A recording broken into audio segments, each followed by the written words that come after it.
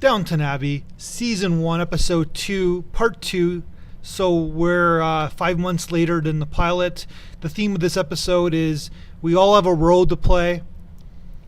We must give in the change, or else the change will just take us. So there's two themes going on, and there's usually two major themes going on in Downton because it's sort of the thematic of the upstairs, downstairs worlds, and there's two kind of things going on. So we all have a role to play in our society, or you can also say that the episode's about we must give in the change or else change will take us. So we're the introduction to Matthew Crawley, the new male heir, distant cousin. He's not used to people getting him his tea. He's dressing him. He's an upper middle class guy. He's not from a rich family. So this is the whole change that Matthew's going to have to go to.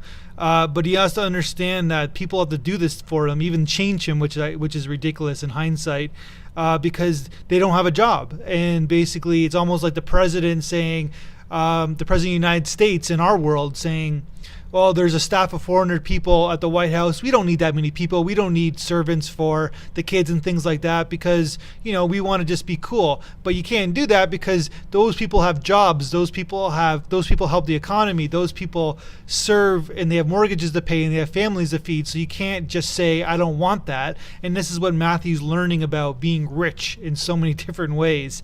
And the amazing thing about Matthew is that he's a good guy and we immediately like him right away. And that's one of the things with Downton. Yeah, there is all these plotting and devices going on, but generally speaking, even Thomas, who we're going to think is a slimeball, has his moral soul in time. He's not really a bad person, even though he acts like a jackass sometimes.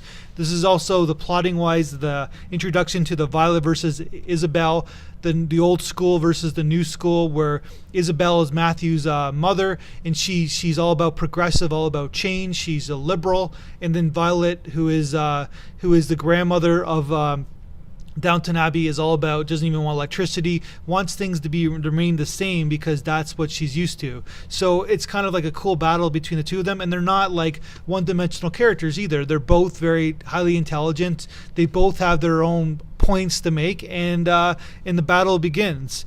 We're learning about Carson's past. Carson's the head butler, and basically it's the art of not judging people, but we still do judge people because that's what we do as human beings. So we don't want to judge people when they're past, but we always are going to remember it. It's always going to, the more we learn about somebody, the more we judge and the more our opinion of them changes. It's just human nature.